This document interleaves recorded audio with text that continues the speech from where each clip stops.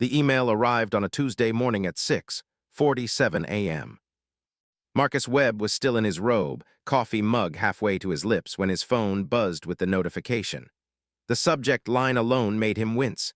Pool lighting violation, urgent response required. He'd been president of Riverside Heights HOA for exactly 3 months. Before that, he'd been blissfully unaware that being president meant dealing with emails like this. Before that, he'd been blissfully unaware that people like Patricia Olmsted even existed. Marcus set down his coffee and read the message. Mr. Webb, I am writing to formally lodge a complaint regarding the newly installed LED pool lights on the east side of the community pool facility. These lights are being operated at excessive brightness levels, creating an unreasonable glare that penetrates the windows of my residence, Unit 4C, directly overlooking the pool area. This constitutes a direct violation of Section 4.2 of our CC and RS, which states that common area lighting must be minimally invasive and considerate of adjacent residential units. The lights are activated nightly between 6 p.m. and 11 p.m., flooding my master bedroom with an unnatural blue glow that has made sleep impossible for the past 17 days. My sleep-deprived state has begun to affect my work performance, my mood, and my overall health. I demand the following actions be taken immediately. Dimming of the pool lights to 40% of current brightness. Installation of directional shields to prevent light spillover into residential units. A written apology from the HOA for this egregious oversight. Compensation for my sleep deprivation and associated medical expenses. I expect a response within 48 hours. If this matter is not resolved to my satisfaction, I will have no choice but to pursue legal action. Regards, Patricia Olmsted, Unit 4C, concerned resident. Marcus read it again, then a third time. The pool lights had been Patricia's idea in the first place. He'd been at his very first HOA meeting when she'd stood up, not introduced herself, and declared that the old sodium vapor lights made the pool look like a truck stop in rural Oklahoma. The board had unanimously approved the LED upgrade. They'd even complimented her for identifying the problem. He forwarded the email to his wife, Sarah, with a single message. This is not going to be good. Sarah's response came within minutes. Who is Patricia Olmsted? The most dramatic person I've ever met, Marcus replied. He was not prepared for how right he was. Patricia Olmsted arrived at the HOA office exactly 48 hours and 3 minutes after sending her email. She didn't knock. She simply walked through the door at 6:50 p.m. on Thursday evening when Marcus was just closing up for the day and said, "Your secretary told me you were still here. Good. We need to talk about the lights." Marcus looked up from his desk to find a woman in her early 60s, wearing designer sunglasses, indoors at 6:50 p.m., and holding a folder approximately the size of a small briefcase. Her hair was platinum blonde and structured like a helmet. Her nails were professionally manicured. Her entire presence carried the gravitational weight of someone accustomed to getting her way. "Ms. Olmsted," Marcus said, standing up to shake her hand. "It's nice to meet you. I've been meaning to reach out about your concerns." "The lights are unacceptable," she interrupted, placing the folder on his desk with the decisive thunk of a judge's gavel. "I've documented everything. 17 nights of data. Sleep cycle disruption, stress hormone elevation, diminished cognitive function. I've also consulted with a lawyer, and he's prepared a preliminary brief on our HOA's potential liability for deliberate environmental harassment." Marcus blinked. Environmental harassment. The creation of a hostile living environment through direct sensory assault. Patricia pulled out a sheaf of printed documents. "I have testimony from 2 neighbors who claim the lights have affected their sleep as well. I have photos. I have medical records. I have a detailed analysis from a lighting engineer I hired at my own expense. $3,000, by the way. That proves the lights exceed reasonable brightness standards by 240%. She laid the documents across his desk with the precision of a surgeon laying out instruments. "I'm not trying to be difficult," she continued, though everything about her suggested the opposite. "I simply want what I'm entitled to, a safe and peaceful home. That's all. That's what we all pay for when we buy in a community like this, isn't it? The promise of peace." Marcus felt something uncomfortable settling in his chest. It was sympathy mixed with dread. "Patricia, I understand you're frustrated. I'm not frustrated, I'm injured. She adjusted her sunglasses, which hadn't moved an inch. And I expect the board to take responsibility. The board approved the lights because they improve safety at the pool, Marcus said carefully. The old sodium lights were inadequate, 3 near-drowning incidents last summer alone. Then install dimmer switches and directional shields. Problem solved. It's not that simple. The cost of retrofitting is significantly less than defending a lawsuit, Patricia said, her voice smooth as honey and sharp as a knife. Isn't it? She stood up, smoothed down her designer blazer, and placed a business card on his desk. It was cream-colored and heavy stock, with embossed lettering. Dr. Patricia Olmsted, Ph.D. Psychology and Environmental Wellness, Certified Sleep Consultant. That's my contact information, she said. Please have the board reach out with your solution proposal by Tuesday.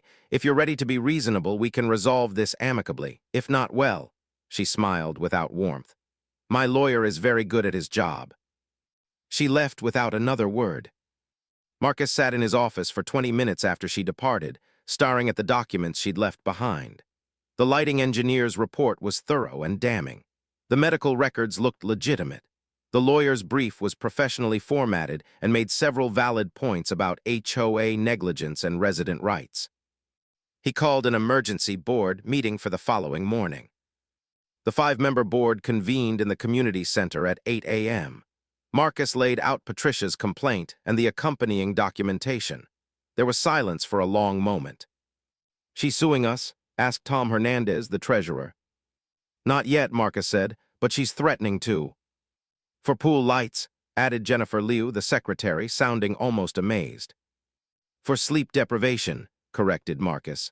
"Or more accurately, for what she's calling environmental harassment." "That's insane," said Robert Chen, the vice president. "They're safety lights, we need them." "Do we, though?" asked Karen Whitmore, the 4th board member.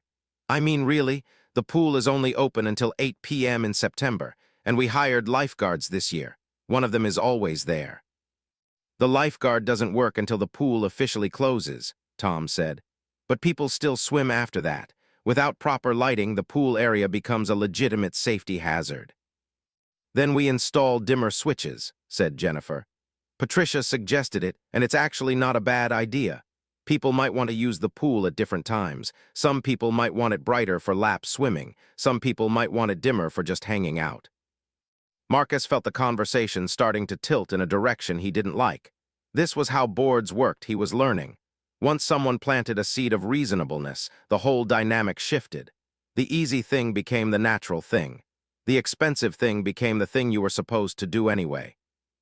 "We could retrofit the lights," he said slowly.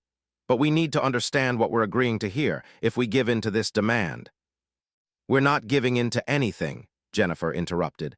"We're making a reasonable improvement to our infrastructure. It's what we should have done in the first place." "Right," said Tom. "And it probably costs less than dealing with a lawsuit anyway. What's the estimate for retrofitting?" Marcus hadn't gotten one yet. He said so. "Then let's get one," Robert said. "In the meantime, Patricia gets what she wants. We get improved infrastructure and everyone's happy." Marcus wanted to say something about reinforcing bad behavior, about the dangerous precedent being set, about the fact that Patricia Olmsted had essentially bullied the entire community into cave. But he was only 3 months into this role. What did he know? "I'll get quotes from 3 contractors," he said, "and I'll reach out to Patricia with a proposal." What he didn't say, what he should have said, was that dealing with someone like Patricia Olmsted was never that simple. Giving her what she wanted didn't make her happy. It just made her hungry for more. He would learn this lesson very, very soon. Patricia's response to the board's offer of dimmer switches and directional shields was not gratitude. It was a demand for a community meeting. "A public forum," she wrote in her email, "to ensure that all residents are aware of how long it took the board to respond to my legitimate concerns, and to discuss the broader issue of HOA accountability and transparency." Marcus read the email 3 times in disbelief. They were giving her what she wanted. They were spending approximately $8,000 to retrofit the lights. They were holding an emergency meeting just to discuss her complaint, and she was responding by demanding a public shamming session. He called Jennifer Liu at work. "She's escalating," he said without preamble. Who? Jennifer asked. Patricia, the pool lights. She wants a community meeting about HOA accountability. There was a pause, then Jennifer said quietly, we have to give her what she wants. We already are. No, Jennifer said. She wants the meeting. We have to have the meeting. If we don't, she'll tell everyone that we're stonewalling her, that we're being secretive, that we're corrupt. I've seen this before, Marcus, with my mother-in-law, actually. The only way to handle people like this is to give them the spotlight and let the community see exactly how they behave. And what if the community takes her side? Then we'll deal with that, Jennifer said. But I don't think they will. Most people are reasonable. Once Patricia starts talking about sleep deprivation and environmental harassment and how the big mean HOA is oppressing her, most people are just going to want her to stop talking. Marcus wasn't sure he agreed, but he was learning that his certainty about most things had been severely overestimated. He scheduled the meeting for the following Saturday. The community center filled up. It was the largest turnout for an HOA event since Marcus had joined the board. There were at least 200 people, maybe more. Word must have spread through the Riverside Heights rumor mill at light speed. People brought their own chairs. Some brought wine in styrofoam cups, clearly having made an evening of it. Marcus called the meeting to order at 7 p.m. Patricia stood up immediately. She was wearing different designer clothes, but the same sunglasses despite the indoor setting and the evening hour. She had a presentation. Of course she had a presentation. She'd apparently created a PowerPoint with slides showing the light levels in her bedroom at various times of night, graphs of her cortisol levels before and after the LED installation, and testimonial quotes from her lawyer about the HOA's legal liability. And so I'm not just speaking for myself, she concluded, clicking to her final slide, which read in large letters, HOA accountability matters. I'm speaking for every resident of Riverside Heights who has been ignored, dismissed, or mistreated by this board. I'm speaking for a culture of transparency and responsiveness that this community deserves. She sat down to scattered applause. Marcus noted that it came from approximately 15 people. The rest of the room was quiet. Marcus stood up to present the board's retrofit proposal. He explained the dimmer switch system. He explained the directional shields. He explained the cost and the timeline. He explained that the board had listened to Patricia's concerns and was making improvements that would benefit the entire community, not just her. When he sat down, someone raised their hand. It was David Rodriguez, who lived in Unit 3B. Marcus recognized him as one of the people Patricia had listed as additional witnesses to the light problem. I want to clarify something, David said. I signed off on Patricia's letter because she asked me to, and I said, yeah, the lights are kind of bright. But honestly, I kind of like them. I can see my backyard at night. It makes me feel safer. I wasn't really complaining about them. There was a murmur through the room, a low, understanding murmur. Another person raised their hand. This was Margaret Chen, who lived directly next to Patricia in Unit 4D. I also get light from the pool, Margaret said. It doesn't bother me at all, and frankly, I'm concerned about safety if we dim them too much. My daughter uses the pool for swim team practice sometimes. I want it well lit. Patricia stood up. This is exactly what I'm talking about, she said, her voice sharp. The board has failed to educate this community about the real danger of excessive light pollution. Excuse me, Marcus interrupted, and to his surprise, his voice came out steady. Patricia, you had your time to speak. Others should be able to speak now without interruption. The room was quiet. Patricia's face flushed. She sat down. Over the next hour, an interesting picture emerged. Most of the community actually liked the new lights. They felt safer. They appreciated being able to see the pool area at night. Several people mentioned that they'd been considering evening swim times but hadn't felt safe with the old lighting.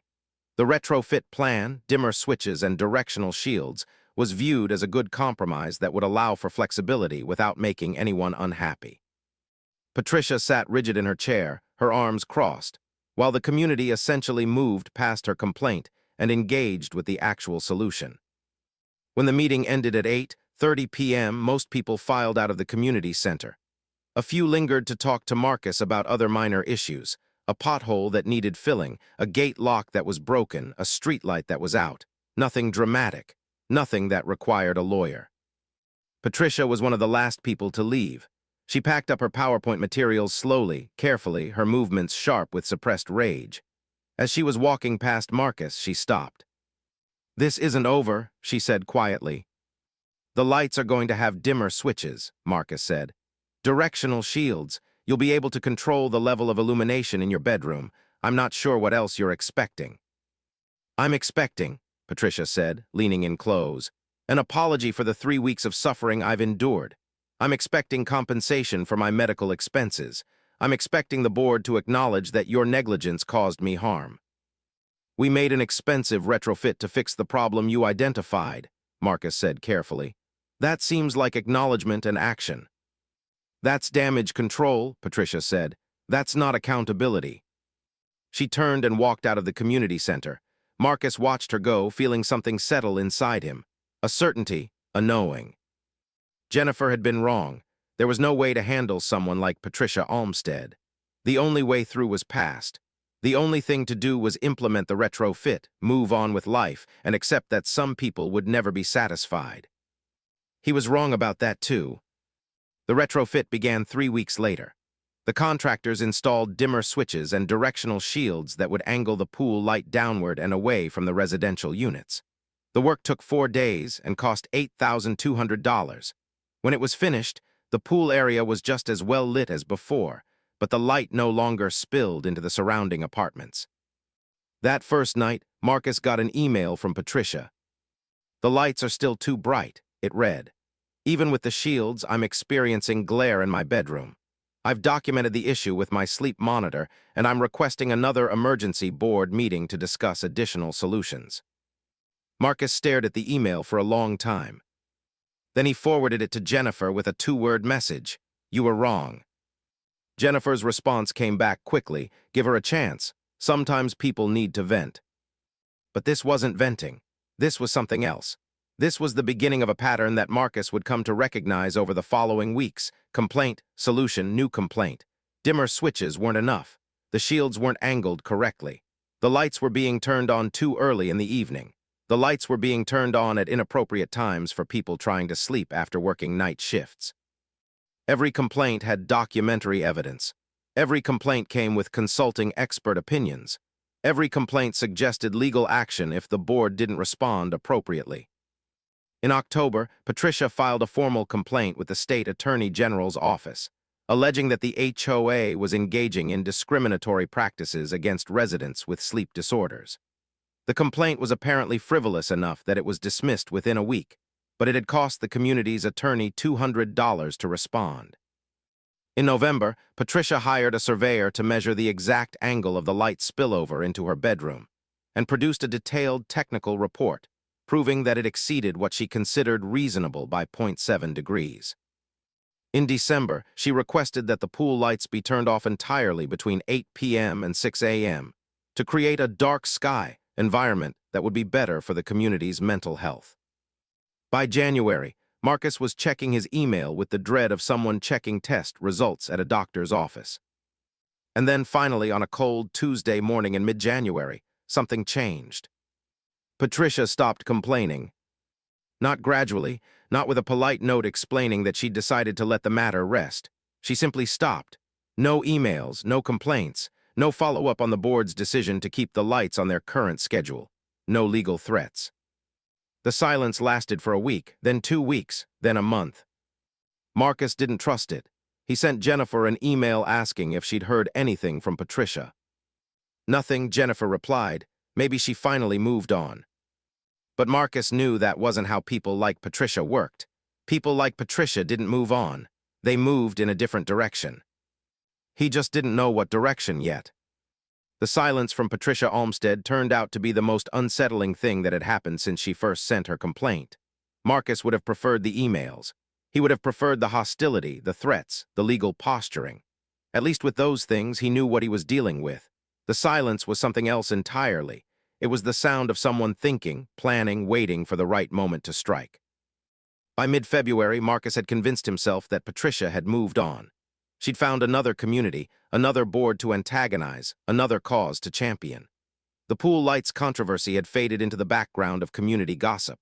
New issues had emerged: a water main break in the northern section, a proposal to repaint the community center, a dog that kept escaping from Unit 2F and terrorizing the mailman. Life returned to something resembling normal. Then Marcus got a call from Robert Chen, the board's vice president. "Did you see the petition?" Robert asked without preamble. "What petition?" Marcus asked, though he already knew. He felt it in his stomach the moment Robert asked the question.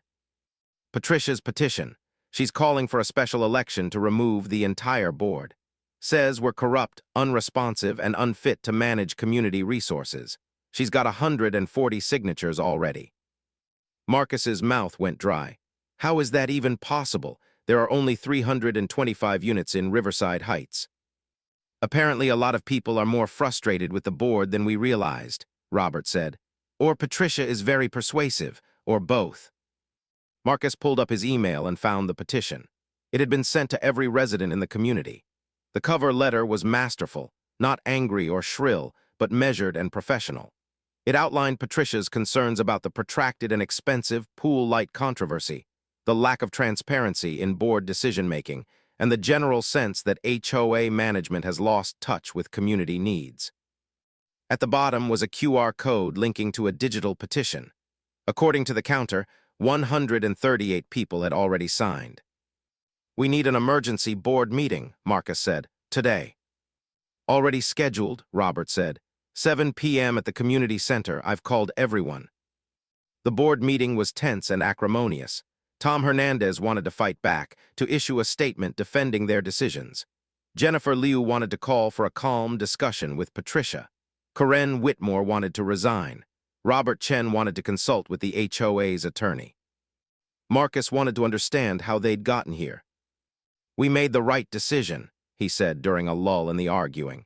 "We listened to Patricia's concerns, we retrofitted the lights, we found a compromise that the community clearly supported." "But it cost money," Karen said, "and some people think that was wasteful." "No," Jennifer said. "Some people think the board is unresponsive. Patricia's made that very clear." "So what do we do?" Tom asked. "Give her what she wants, apologize, resign." "We could ask her to meet with us," Jennifer suggested. "Try to understand what would actually satisfy her." "We already tried that," Marcus said. "Multiple times. I've learned something about Patricia. There's nothing that will satisfy her. She doesn't actually want solutions. She wants acknowledgement that she's right and everyone else is wrong." "That's not fair," Robert said. "We don't know that." "Yes, we do," Marcus said. "We gave her everything she asked for, and then she asked for something else, and then something else. This isn't about the pool lights anymore. This is about power. She likes having power over the board." There was a long silence. "So what do you want to do?" Tom asked finally. Marcus took a breath. He thought about Patricia's face at the community meeting, how angry she'd been when the community didn't take her side. He thought about the email she'd sent him saying this isn't over. He thought about the month of silence, which had apparently been the sound of her building this petition. "I want to take her seriously," he said. "I want to do some actual investigating into what happened and make sure we didn't make any mistakes." "We're transparent," Karen said. "We posted all our meeting minutes. We published the retrofit budget. Anyone could have looked at this information." "But not everyone did," Marcus said. "Not everyone understood the timeline or the reasoning. Patricia created a narrative, and that narrative went unchallenged. So I want to do something radical. I want to tell the community the actual story." "Like what?" Jennifer asked. "Like the fact that we approved the lights in the first place on Patricia's recommendation. Like the timeline of complaints and our responses. Like the fact that the retrofit she requested is actually a good thing that we're glad to have done, but not because we were negligent, because we listened and adapted. Like the fact that the community supported us at the meeting, but we've let Patricia define what happened since then." Tom leaned back in his chair. "So you want to have a public relations campaign against Patricia?" "No," Marcus said. "I want to tell the truth. There's a difference." Robert nodded slowly. "I think Marcus is right. We shouldn't let one person's narrative control how the community perceives us. We should communicate clearly and openly about what actually happened." Jennifer was less convinced. What if that makes things worse? What if the community gets tired of hearing about this and starts to sympathize with Patricia just to make the conflict go away? "That's possible," Marcus acknowledged. "But I think the alternative is worse. I think if we stay silent, Patricia wins. She gets to define who we are." The board voted. 4-1 in favor of Marcus's plan, with Karen Whitmore abstaining. "I'll write a letter to the community," Jennifer said, "explaining the situation as fairly as I can." "I'll gather all the documentation," Tom said. "Meeting minutes, financial records, everything, anything they want to verify." Robert nodded. "I'll work on a FAQ addressing the most common questions." "And I'll reach out to Patricia," Marcus said. "Not to negotiate, just to give her a heads up that we're going to be communicating with the community about what happened. Professional courtesy." "That's probably a bad idea," Karen said. "She'll find a way to use that information against you." "Maybe," Marcus said. "But if we're going to be the transparent, accountable board that the community deserves, we start by treating her respectfully, even if she hasn't treated us the same way." He sent the email that night. "Dear Patricia, I wanted to give you a heads up that the board has decided to communicate more directly with the community about the pool light retrofit project. We're sending out a detailed timeline and explanation of our decision-making process, along with the supporting documentation. We're doing this not to defend ourselves against your petition, but because we believe the community deserves a clear and accurate understanding of what happened and why. We stand behind our decisions. Sincerely, Marcus Webb, HOA President." Patricia's response came back within minutes. "You can save yourself the trouble. The community has already made up its mind about your performance. No amount of spin is going to change that. But please go ahead, send your letters, release your documentation. I think people will find it very interesting." "Patricia," there was something in that final line that made Marcus uneasy. Something that suggested Patricia knew something they didn't. Something that suggested she was still 3 steps ahead of the game. He should have trusted that instinct. He should have asked what she meant. Instead, he forwarded the response to Jennifer and Tom with a message, "Here we go." The community letter went out the following day. Jennifer had written something measured and fair, walking through the timeline of the pool light discussion, explaining the board's reasoning, addressing the retrofit as a positive community improvement rather than an admission of fault. Marcus got 3 positive email responses in the first week. One from David Rodriguez, who thanked the board for being transparent. One from a woman named Susan Chen, who praised the retrofit and said she'd been using the pool more often because the new lighting made her feel safer. One from an elderly man who just wanted to compliment the board on trying to do the right thing. The petition stalled at 142 signatures. Marcus felt a cautious optimism. Maybe Jennifer had been right. Maybe Patricia was just one person with strong opinions and most people were reasonable. Maybe they were going to get through this. Then on a Saturday morning in late February, Marcus's phone rang. It was Robert Chen, and his voice sounded strange, tight, controlled, like he was holding something back. "You need to come to the community center," Robert said. "Right now, don't ask questions, just come." Marcus was there in 12 minutes. He found Robert standing in the parking lot, staring at something written on the wall of the building in large red letters. "Corrupt HOA board hiding SECRETS," the graffiti read. "We've called the police," Robert said, "and the property management company. They're sending someone to handle the cleanup. But Marcus," he turned to face him, "whoever did this knew what they were doing. This wasn't some random vandalism. This is targeted."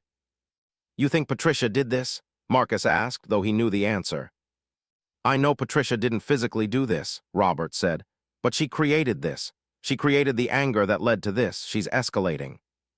Marcus felt something shift inside him. The conflict was no longer abstract.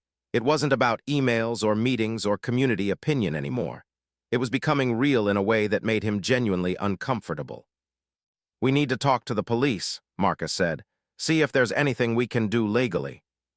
"The officer I spoke to said it was probably just kids," Robert said. "Teenagers acting out, unlikely to press charges even if we identify them."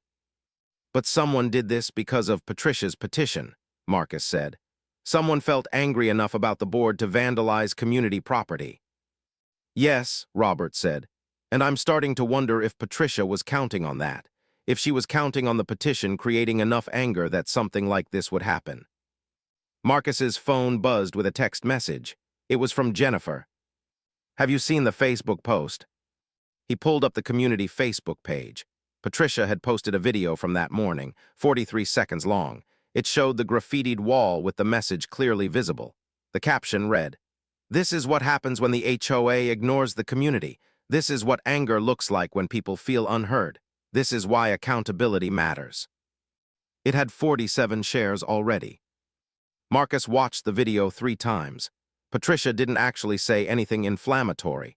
She didn't claim she'd written the graffiti. She didn't encourage anyone to vandalize anything. She just showed the evidence and connected it to her narrative about HOA corruption and unresponsiveness. It was brilliant in a twisted way. It was also, Marcus was beginning to suspect, not an accident.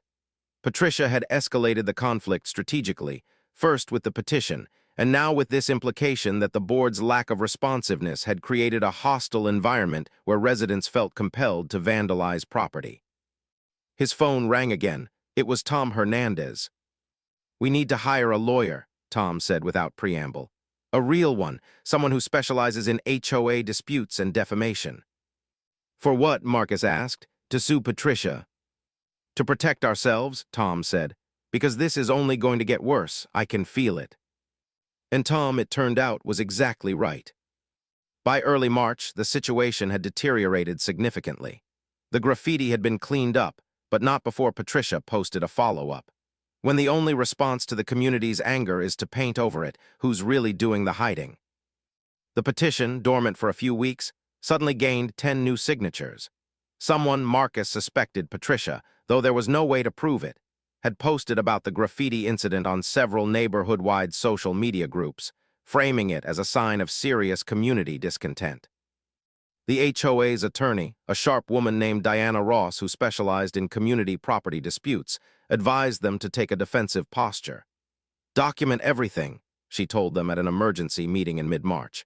"Every communication with Patricia, every decision you make, every piece of community feedback. If this escalates to legal action, you'll want an airtight record." "What kind of legal action?" Marcus asked. "Could be anything," Diana said. "She could claim defamation if she feels misrepresented in your communications. She could claim discrimination if she feels targeted. She could file another complaint with the Attorney General's office.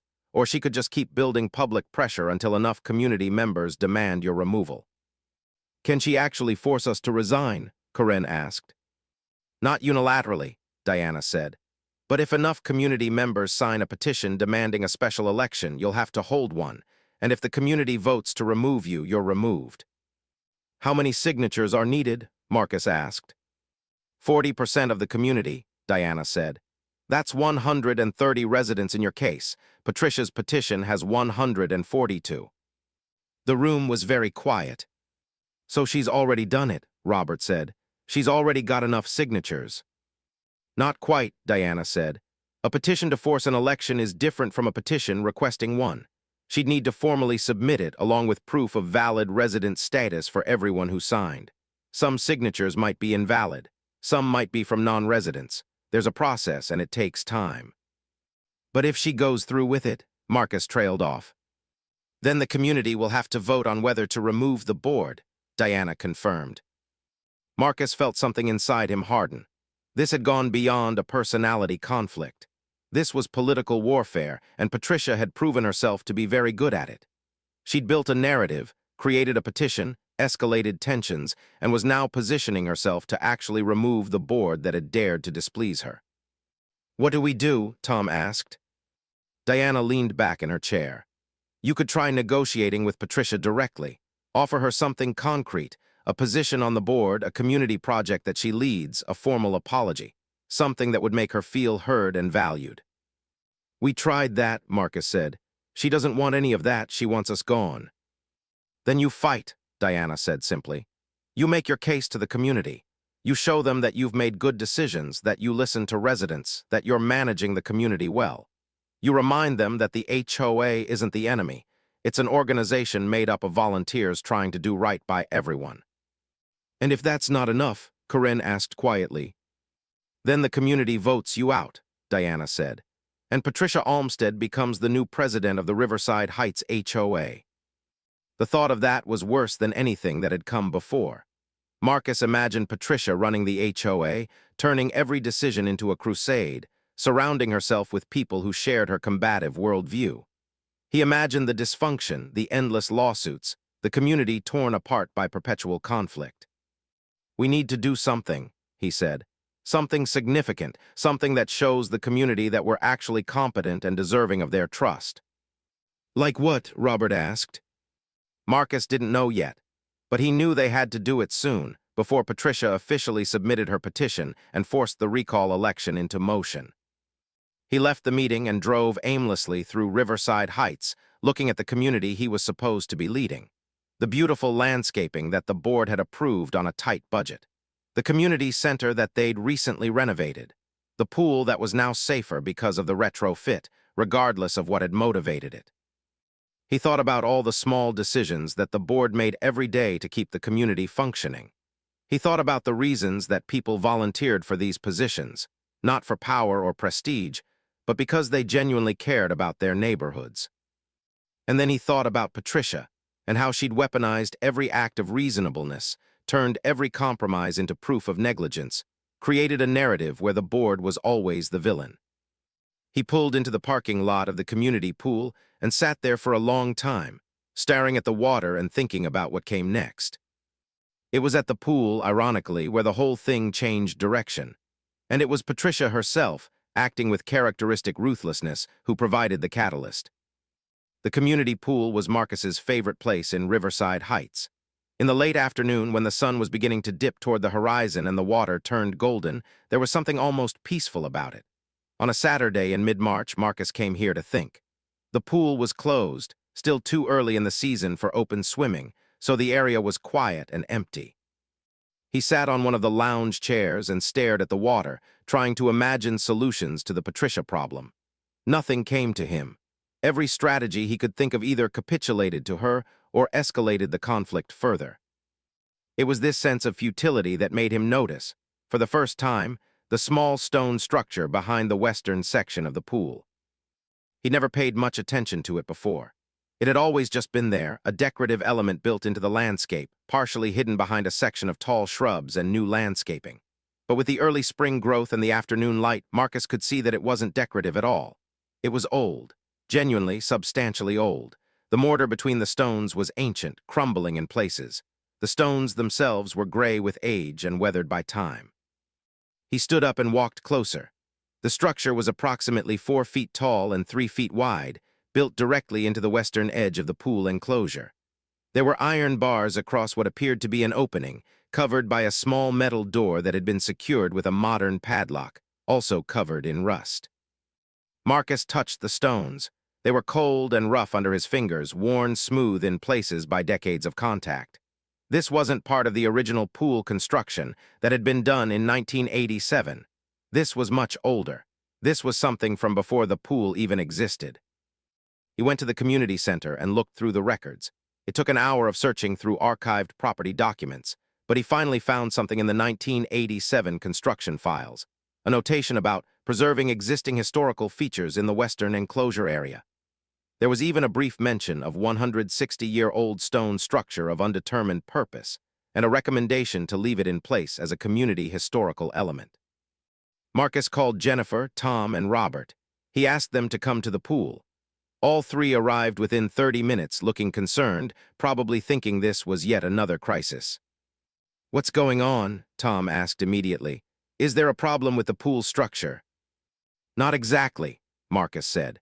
He led them to the stone structure and watched their faces as understanding dawned that this was something none of them had ever really paid attention to before. "What is this?" Karen asked, running her hand over the stones. "I don't know," Marcus said, "but it's old. Really old. The construction files from 1987 mention it as a historical feature that was preserved when they built the pool." "So," Robert said, confused about why this mattered right now. "So maybe there's a historical aspect to this community that we haven't been highlighting," Marcus said. "Maybe there's a story here. Maybe if we could figure out what this is and communicate it to the community, it would remind people of why Riverside Heights is actually special.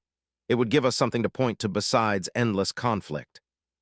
Jennifer was already photographing the structure with her phone. "We should have it assessed, get a historical expert to look at it. Maybe it's something significant." And how much is that going to cost? Tom asked practically.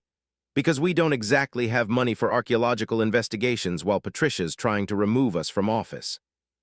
I'll pay for it, Marcus said. Out of pocket, I have a friend who's an architectural historian. Let me call her.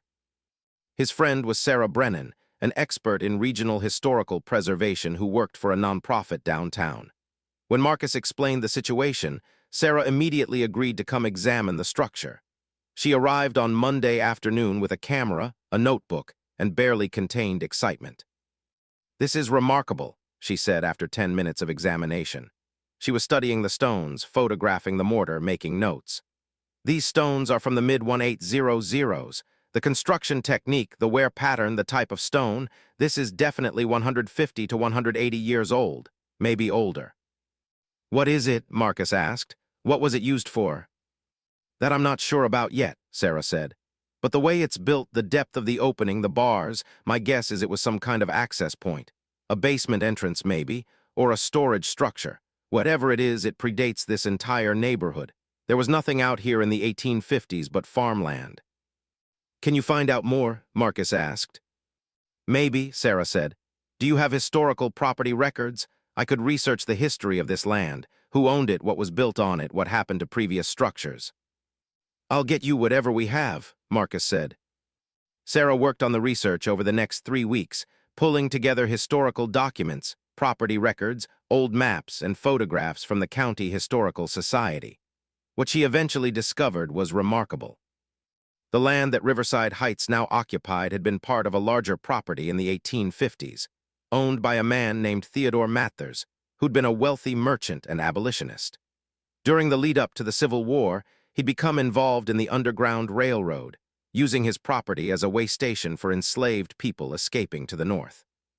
The stone structure was part of a series of hiding places built into the main house and surrounding properties, Sarah explained to the board at an emergency meeting in mid-April. She had a presentation with historical photographs, maps, and documents. This particular structure was likely a passage point, an underground connection between buildings that would have allowed people to move safely without being seen from the road. She showed them a historical photograph from 1890, one of the few that survived. It showed a large Victorian house with a wraparound porch, and behind it, a series of smaller stone structures connected by underground passages. The photograph's caption, written in faded ink, read, "Mathers Property, Historic Underground Railroad Station." "So this was part of the Underground Railroad?" Tom asked, understanding the significance. "Exactly," Sarah said.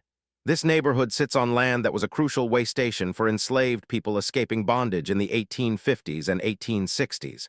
The main house is gone now, torn down sometime in the 1920s during neighborhood development. But these structures survived.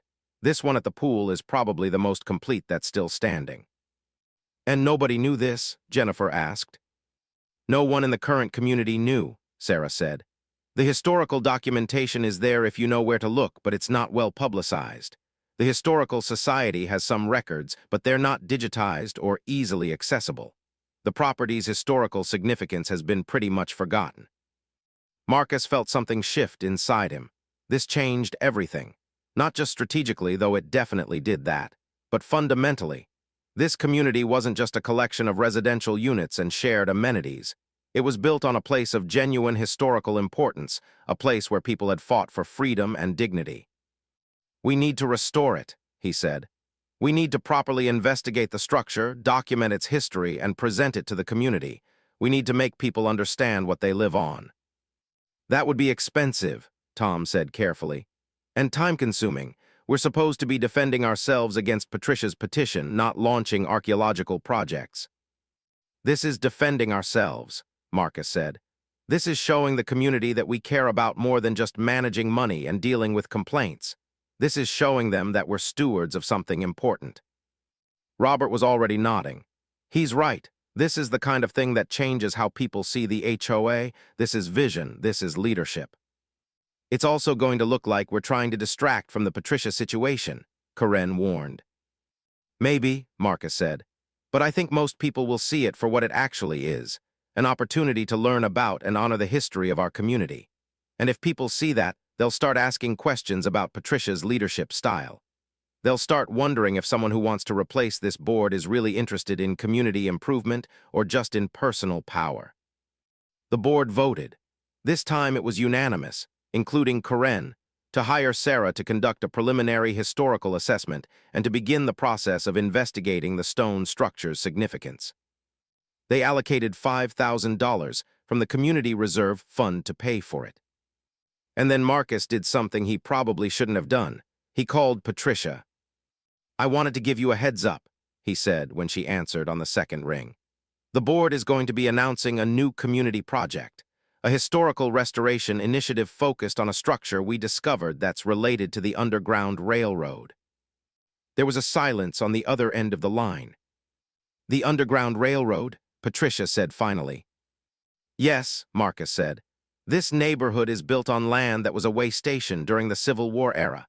The board is going to be working to restore and document that history. We wanted to make sure the community knew about it before we made any public announcements." "How much is this going to cost?" Patricia asked, her voice sharp. "We've allocated $5,000 for the initial assessment and research," Marcus said. "More may be needed for actual restoration, but we won't know until we understand the full scope." $5,000, Patricia repeated. "Money that belongs to the community. Money that could be used for pool lights or landscaping or actually helping residents is going to be spent on a hole in the ground that nobody asked for." "It's not a hole in the ground," Marcus said. "It's a significant historical feature that we have the opportunity to preserve and honor. It tells the story of this place." "What it tells the story of," Patricia said coldly, "is how the HOA board makes unilateral decisions without consulting the community. How you waste money on pet projects while ignoring residents' actual concerns." "You're welcome to voice your concerns at the next community meeting," Marcus said. "We'll present the full project scope and take questions." He hung up before she could respond. He knew it was a mistake. He knew she was going to take this as evidence of the board's incompetence, of their willingness to waste money. But he also knew something else. He didn't care anymore what Patricia thought. Something had shifted inside him. A line had been crossed. He was no longer playing defense against Patricia's narrative. He was going to tell his own story, and he was going to trust that the community was intelligent enough to decide which one was true. The community meeting was scheduled for the second Saturday in May. Jennifer spent 2 weeks helping Sarah prepare a comprehensive presentation on the historical significance of the property and the proposed restoration project. By the time the meeting rolled around, they had maps, documents, photographs, expert testimony, and a clear vision of what the project could become. The community center was packed again, not as packed as it had been for Patricia's special meeting, but close. Roughly 150 people showed up, which meant they cared about community issues. That was good. That meant they were engaged, even if they weren't sure what to engage about. Marcus stood at the front of the room and explained what they'd discovered. He walked through the history of the property, the significance of the Underground Railroad station, the fact that Riverside Heights was literally built on a place of historical importance. He introduced Sarah, who gave a detailed presentation on what they'd learned and what they planned to investigate further. The community response was immediate and positive. People asked thoughtful questions. Someone asked if there would be educational opportunities for schoolchildren. Someone else asked if the community could host a historical marker or plaque. An elderly woman mentioned that her grandfather had lived in this area as a child and had heard stories about the houses with secret tunnels. She'd assumed it was just local legend. Patricia sat in the back, her arms crossed, her face carefully neutral. When the presentation ended, there was applause, not thunderous but genuine. People stood up with their hands in the air, wanting to volunteer. Someone wanted to help with funding. Someone wanted to help with community outreach. An architect volunteered to help with the restoration design. Marcus felt something settle inside him that he hadn't realized was unsettled. Hope, maybe, or at least the belief that he'd made the right call.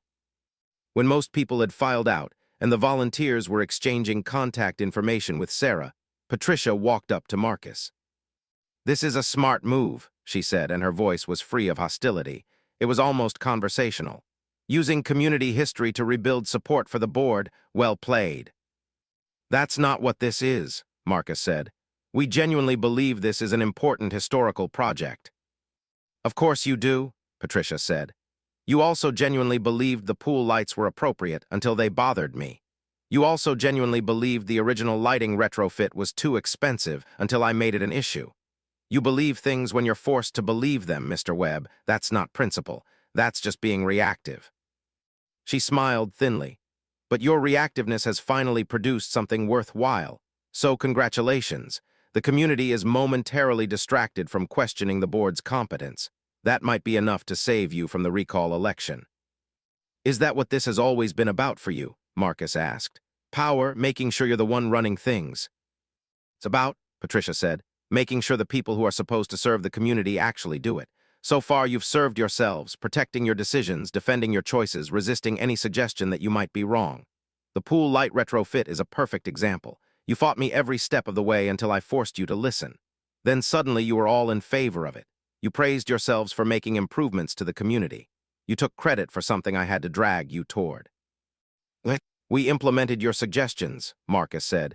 We listened to your concerns and acted on them. After trying everything else first, Patricia said. After threatening legal action made you take me seriously, that's not responsive governance, that's reactive governance, that's bad management.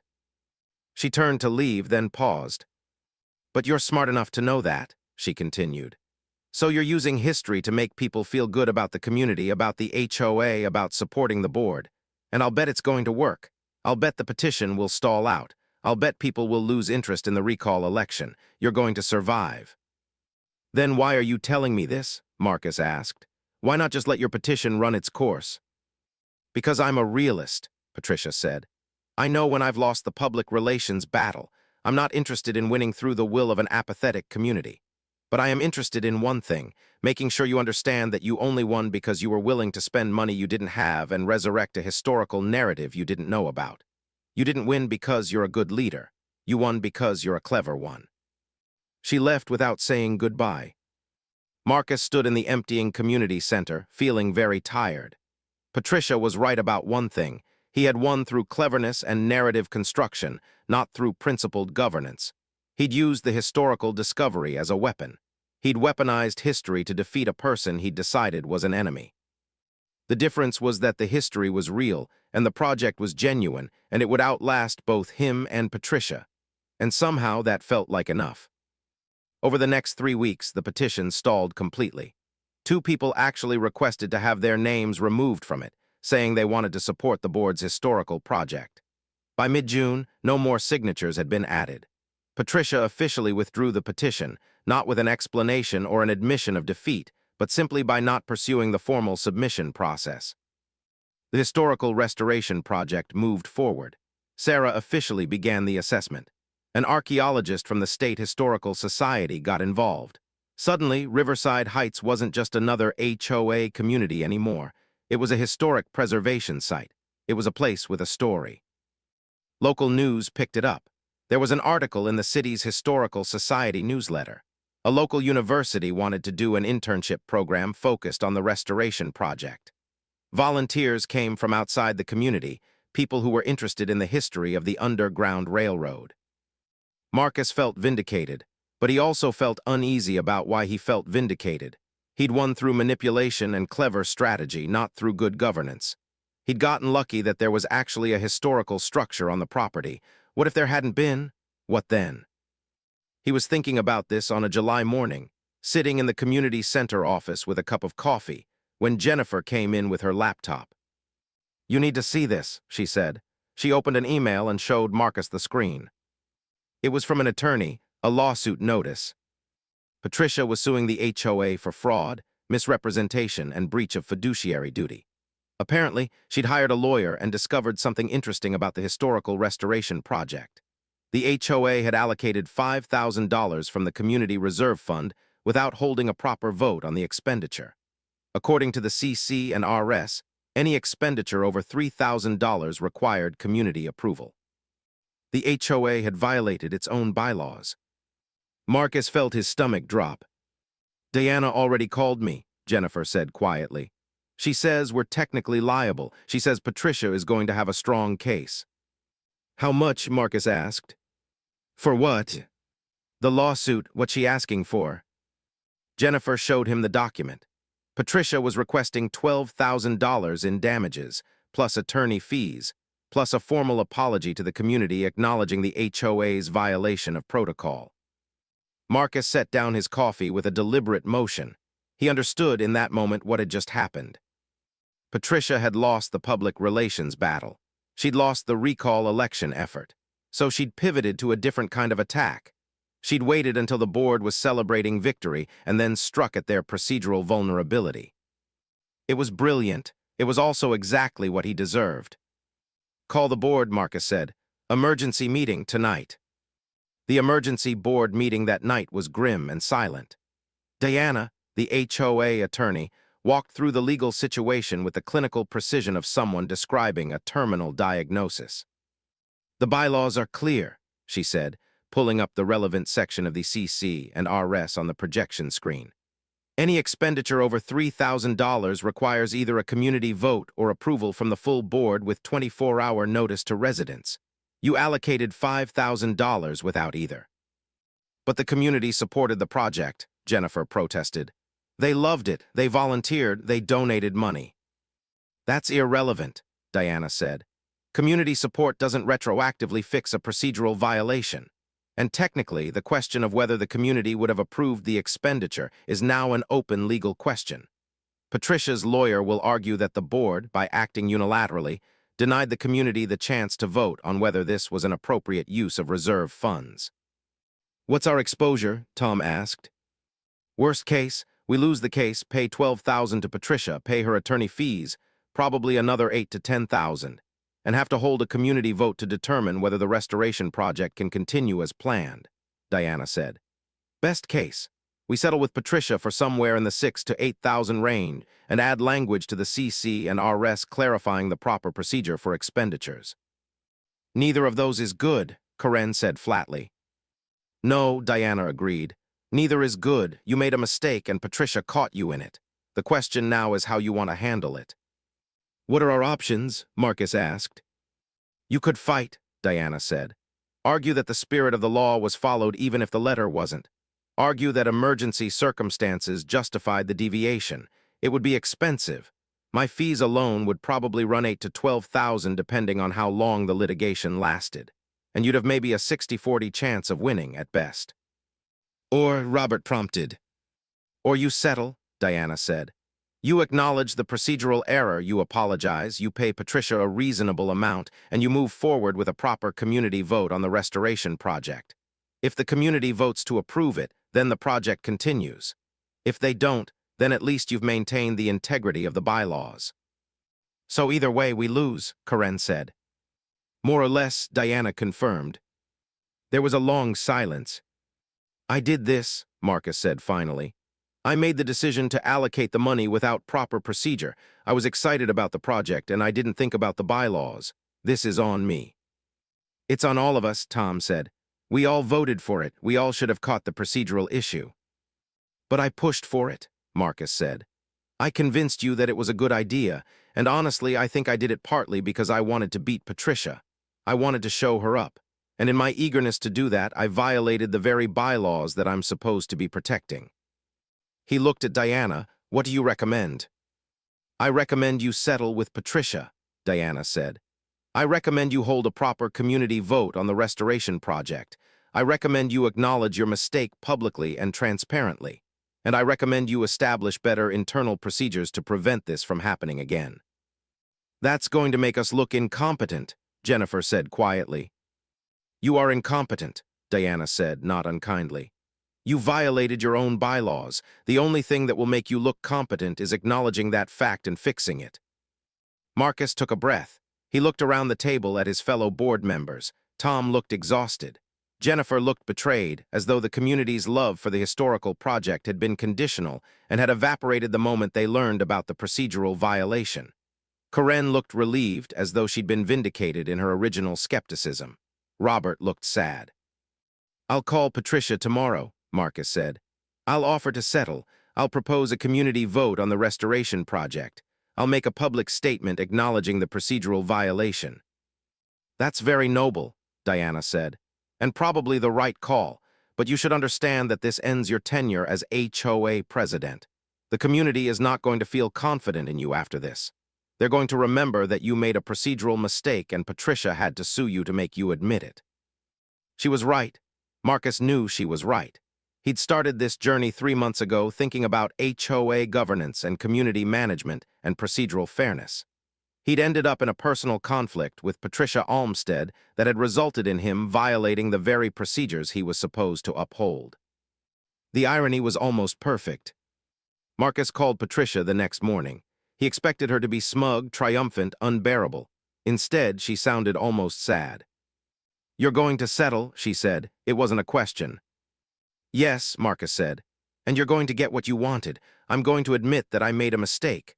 I'm going to acknowledge that the board violated its own bylaws." "That's not what I wanted," Patricia said, and there was something genuine in her voice that Marcus hadn't heard before. "I wanted you to listen to me from the beginning. I wanted the board to take community members seriously. I wanted governance that was responsive and thoughtful and careful about following proper procedures." "I know," Marcus said. "And you were right about a lot of things. You were right that the lights needed retrofitting. You were right that the board should have consulted the community before spending $5,000. You were right that process matters." "But," Patricia said, hearing the unspoken qualifier. "But I also think you could have handled it differently," Marcus said. "You could have been reasonable about the retrofit. You could have brought your concerns to the board constructively instead of threatening lawsuits. You could have been part of building a better community instead of just pointing out what was wrong with it." There was a pause, then Patricia said, "I tried that initially at the first meeting, and the board dismissed me." Marcus wanted to argue. He wanted to say that the board had actually listened to her and implemented her suggestion. But he recognized the futility. From Patricia's perspective, she'd had to fight for every acknowledgement, every change, every response. From his perspective, he'd made reasonable compromises. They were looking at the same events and seeing completely different narratives. "I'm offering to settle for $7,000, Marcus said. "I'm offering to hold a proper community vote on the restoration project. I'm offering to make a public statement about the procedural violation. What would make this right from your perspective?" Patricia took a long time to respond. "I want to be part of the oversight committee for the restoration project," she said finally. "If the community votes to continue with it, I want to help oversee it. I want to ensure that historical integrity is maintained and that the project stays true to its mission." "Okay," Marcus said. He hadn't expected this. "That seems reasonable. And I want the board to acknowledge publicly that community members who raise concerns are doing so in good faith and should be taken seriously," Patricia continued. "I want you to say that the board should have listened to me earlier and implemented the retrofit sooner." Marcus paused. This was more delicate. If he apologized too effusively, he'd be validating her narrative that the board had been wrong all along. If he didn't apologize enough, she'd feel dismissed again. "I'll acknowledge that the board should have been more responsive to your concerns," he said carefully. "And I'll commit to better procedures for handling community feedback in the future." "That's not quite what I asked for," Patricia said. "It's what I can honestly say," Marcus replied. "I can't apologize for making decisions that I believed were right, even if you disagreed with them, but I can acknowledge that I should have listened better and acted faster. That's true." Another pause, then Patricia said, "Okay, I'll accept that." "And Patricia," Marcus added, "I want you to understand something. I wasn't trying to create a conspiracy against you. I wasn't trying to dismiss your concerns or make you feel unheard. I was trying to manage a community and make decisions that felt right in the moment. I was wrong about the procedure for the restoration project, but I wasn't wrong in thinking you were being difficult and confrontational at times." "I know," Patricia said simply, "and you should understand that I wasn't trying to destroy the board or take over the community. I was trying to be heard. The two things aren't as incompatible as you might think." They discussed the settlement details. Patricia agreed not to pursue additional litigation if the HOA met her terms. Marcus agreed to all of them. They also agreed that they would meet with the board to discuss how to better handle community feedback in the future. When Marcus hung up the phone, he felt something that might have been relief, but it was mixed with so much other stuff. Regret, embarrassment, shame, that he couldn't separate one from the other. The public statement came the next day. Marcus drafted it himself and had the board review it. He acknowledged the procedural violation. He apologized for not following proper bylaws. He committed to better communication and community consultation on major decisions. He announced the upcoming community vote on the restoration project and invited Patricia to join the project oversight committee. He also did something he probably shouldn't have done. He sent a personal email to every resident who had volunteered for the restoration project, explaining what had happened and asking them not to feel betrayed. The response was mixed. Some people were disappointed by the board's violation. Some people were disappointed by Marcus's leadership. Some people didn't care about the procedure and just wanted the project to move forward. And some people were remarkably sympathetic, understanding that procedures matter but also recognizing that good intentions had motivated the original decision. The community meeting to vote on the restoration project was held in mid-July. This time, fewer people attended, maybe 75, down from the 150 at the previous historical presentation. But those who came seemed genuinely engaged in the discussion. Tom presented the financial proposal. The HOA would contribute $7,000, the settlement amount to Patricia, toward the project, with community members encouraged to fundraise the additional costs. The vote was taken by secret ballot, a precaution Marcus insisted on to ensure that people felt free to vote their conscience without worrying about what others thought. The restoration project passed, 58 votes to 8. The community supported it. And even with the procedural violation, even with the lawsuit and the settlement, even with all of the drama and conflict, the community voted to preserve the history of the land they lived on. The archaeological excavation began in August. Sarah Brennan had secured a grant from the State Historical Society, which covered about 60% of the cost. The remaining funds came from community fundraising, contributions from volunteers, and a generous donation from the local university's preservation department. The first thing they did was carefully remove the iron bars and old metal door from the stone structure. The structure was smaller than anyone had realized, only about 4 feet deep, with stone walls that were remarkably well preserved. Sarah took extensive photographs and measurements before they opened it fully. What they found inside was remarkable. The structure was indeed a passage entrance, the beginning of a stone tunnel that extended backward into the earth, beneath where the pool and community center now stood. The tunnel was built from carefully fitted stone blocks, covered at the top with large stone slabs that were now partially collapsed. According to Sarah's initial assessment, the passage extended at least 30 to 40 feet underground and possibly much farther. "We need to do a proper survey," Sarah told the board at an emergency meeting. She was excited, vibrating with the energy of a historian who just stumbled onto a genuine archaeological find. "We need to map the full extent of the tunnel, determine how far it goes, and assess what it connects to. This could be the most intact underground railroad passage in the region." "How much will that cost?" Tom asked, and Marcus could hear the exhaustion in his voice. They'd all been exhausted for weeks. "If we do it right, maybe another 15,000, Sarah said. "We'd need proper equipment, expertise, documentation, but Mr. Webb, this is significant. This is not just a historical curiosity. This is actual history, real evidence of the people who fought for freedom using these tunnels." Marcus thought about what Patricia had said, that he'd only won through cleverness and narrative construction. But this wasn't narrative construction. This wasn't strategy or procedure. This was actual history, preserved in stone and earth, waiting to be discovered. "Let's do it," he said. "I'll figure out the funding." What happened next surprised everyone. Patricia showed up at the excavation site on a Saturday morning in late August. She was dressed in work clothes, actual work clothes, not designer fashion, and she was carrying gardening gloves and a thermos of coffee. "I'm here to help," she said to Sarah, who was directing the careful removal of collapsed stone slabs from the tunnel entrance. Sarah looked uncertain, glancing at Marcus for permission. Marcus nodded. "We could use extra hands," Sarah said cautiously. Patricia worked quietly all day, moving stone, carefully documenting measurements, listening to Sarah's explanations about the construction techniques and historical significance. She didn't complain. She didn't offer unsolicited opinions. She just worked. As the day went on, as more of the tunnel opening was revealed, Marcus found himself standing next to Patricia, while Sarah was examining a particularly interesting section of the passage. "Why are you here?" he asked. "Because I actually care about this community," Patricia said, not turning from the work.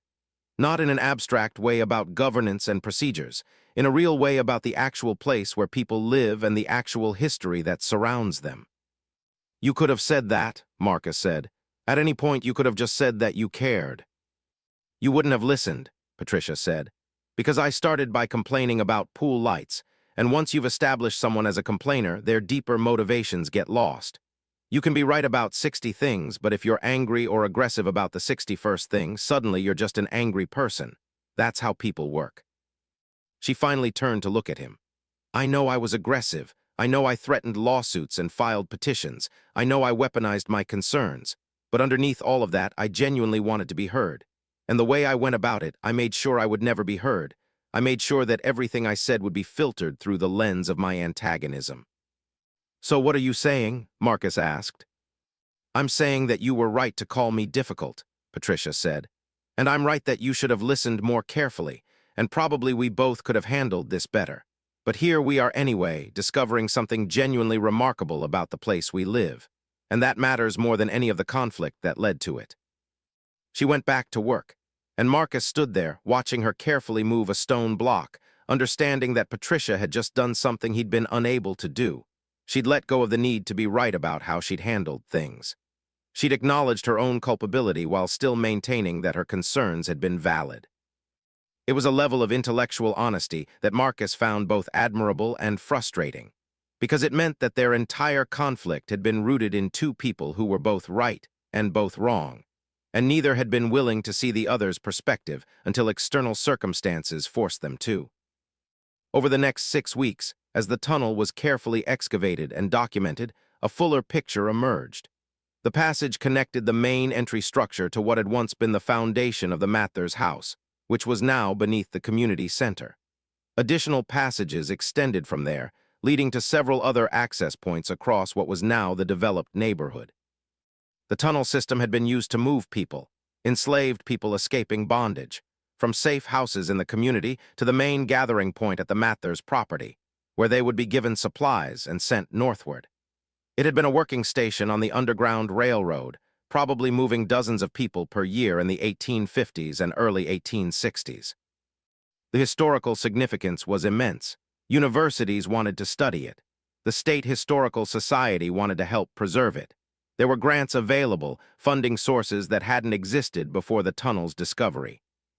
And Patricia became, somewhat surprisingly, one of the primary advocates for preserving it properly. She joined the Restoration Committee officially. She fundraised. She did research on the Mathers family and the history of the property. She became, in effect, co-director of the historical project alongside Sarah Brennan. The local news did a story about them, the HOA board president and the community activist who'd gone from conflict to collaboration. It was a little bit saccharine, the way these stories tend to be, but it was also touching. The reporter asked Marcus what he'd learned from the situation. "I learned that process matters," Marcus said. "I learned that community governance requires both listening and acting. I learned that people who raise concerns are often doing so because they care, even if they express it in ways that are difficult." "And what about Patricia?" the reporter asked. "What did you learn from her?" Marcus paused. Then he said, "I learned that holding people accountable doesn't require being hostile to them as people. Patricia was right to call out our procedural violation, but she could have also been kinder about it, and she was willing to acknowledge that her approach had been aggressive even when it was necessary. That's growth." By October, the tunnel restoration project was in full swing. The passage had been stabilized, carefully excavated, and documented. A museum-quality display had been constructed near the pool, showing photographs, historical documents, and an explanation of the tunnel's role in the Underground Railroad. Visitors could see into the passage itself through reinforced glass, understanding the cramped conditions and stone construction without disturbing the actual historical structure. The community center hosted an event celebrating the completion of the initial phase of restoration. There was a keynote speaker from the State Historical Society.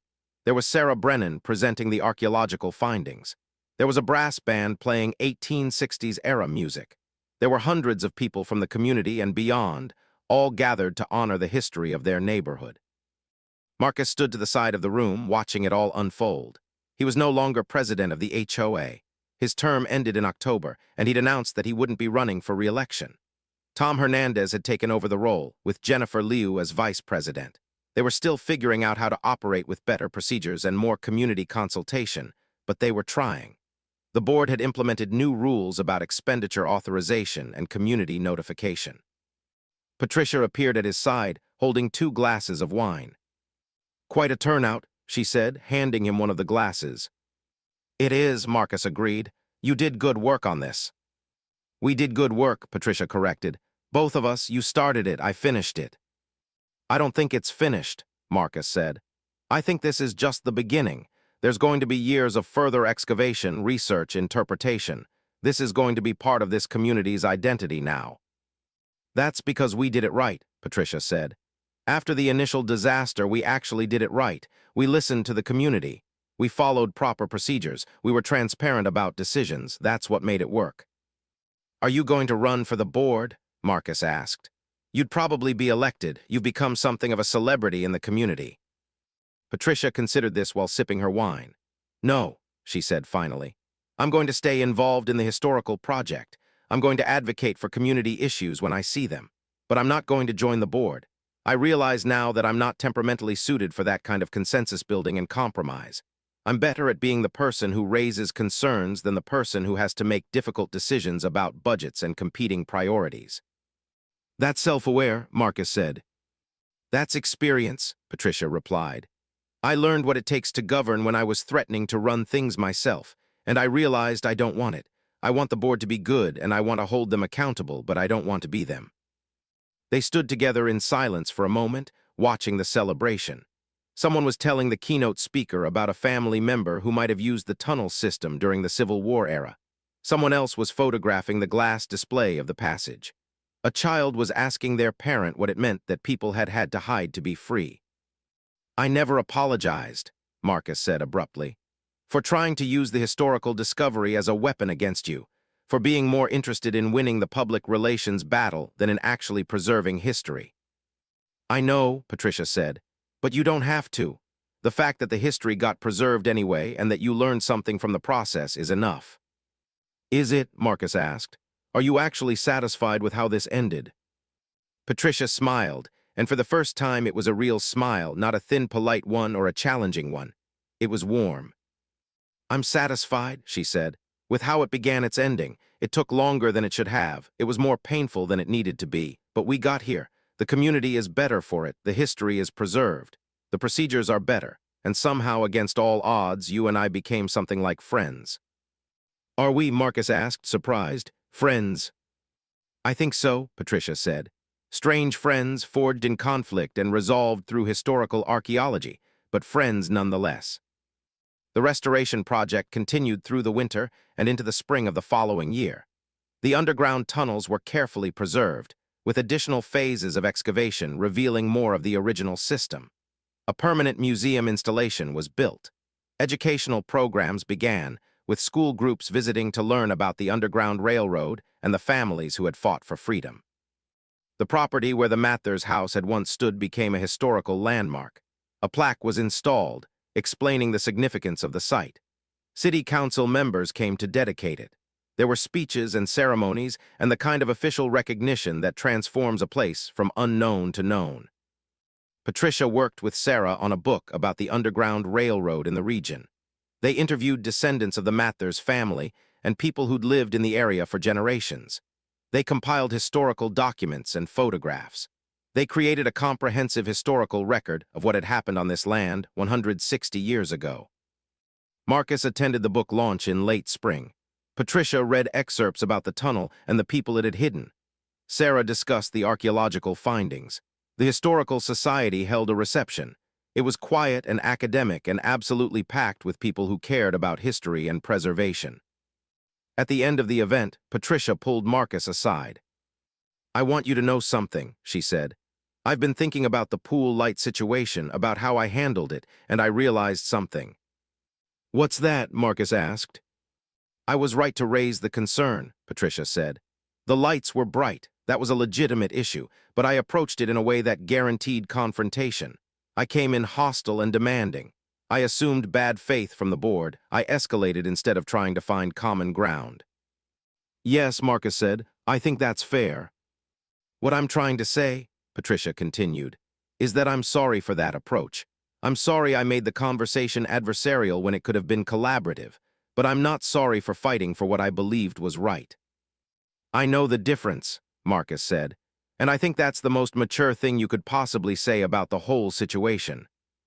I've had a year to think about it, Patricia said wryly. I figured I should eventually get here. By the summer of the following year, the tunnel restoration project was essentially complete. The Underground Railroad passages had been properly documented, stabilized, and preserved. The museum installation was officially opened. The community center lobby now held permanent displays about the history of the property and the people who had used the tunnels. Riverside Heights had become known throughout the state as a community with genuine historical significance. People moved there because of the history, not just because of the amenities. Property values had actually increased, not because of the HOA's management, but because the neighborhood had become something unique and meaningful. Marcus ran into Patricia at the community pool, of all places. It was a warm July day, and the pool was filled with people enjoying the water. The lights were dimmed to a comfortable level, their brightness controlled by the community through the dimmer system that Patricia had originally requested. "Funny place to find you," Marcus said, sitting on a lounge chair next to hers. "I actually use the pool now," Patricia said. "Once the whole light drama was over, I realized I could actually enjoy this place. The water's nice, the community's interesting." "Are you happy," Marcus asked, "with how everything turned out?" Patricia took a long time to answer. "I'm satisfied," she said finally. "I fought for something I believed in, and it mattered. The lights got retrofitted, the community's governance got better, and this incredible piece of history got preserved. Those are all real outcomes, but I'm also aware that I could have achieved most of those things with less drama and conflict if I'd approached it differently." "That's wisdom," Marcus said. "That's just experience," Patricia corrected. "I recommend getting some of your own, but not in the same way I did. I recommend learning from other people's mistakes instead of making all your own." Years later, Marcus would think back on this period of his life with a mixture of embarrassment, pride, and gratitude. Embarrassment because he'd made significant mistakes and violated his own principles. Pride because he'd ultimately done right by his community and learned from his failures. Gratitude because Patricia Olmsted, difficult and demanding and aggressive as she'd been, had forced him to become a better version of himself. The pool lights became something of a joke in Riverside Heights, the thing that had sparked a revolution that ended up preserving history. New residents learned the story and were amused by it. Some people took Patricia's side in the narrative. Some took Marcus's side. Most understood that the truth was more complicated than any simple version of the story. Patricia Olmsted's book on the Underground Railroad in the region won a state history award. She became a minor celebrity in academic circles. She was invited to speak at universities and conferences about the tunnel system and its historical significance. She continued to live in Unit 4C, continued to raise concerns when she saw them, continued to be difficult when she felt it was warranted. But she also became a respected part of the community. Not beloved, exactly, but respected. People knew that she cared, even when her care was expressed through combativeness. They understood that her willingness to fight meant that things that should be noticed actually got noticed. They appreciated her in the complicated way that communities appreciate difficult people who make things better. The tunnel remained, preserved and protected, a reminder of the people who had fought for freedom. It remained a reminder of the people who had fought for history to be honored. And it remained a reminder that sometimes the person you're most antagonistic toward is the person who can teach you the most. Marcus received an invitation to the dedication of the Underground Railroad historical marker at the location of the original Mather's house. It was being sponsored by the State Historical Society, with support from the community and the university. Patricia had been instrumental in securing the funding and working with the state on the design. He attended the ceremony on a cold November morning. The marker was beautiful, bronze and stone, with a detailed explanation of the property's significance. The speech was given by a historian who specialized in the Underground Railroad. Patricia didn't speak, but she stood near the front of the crowd, wearing the same kind of designer clothes she'd worn the first time they met, though now they seemed less like armor and more like simply her style.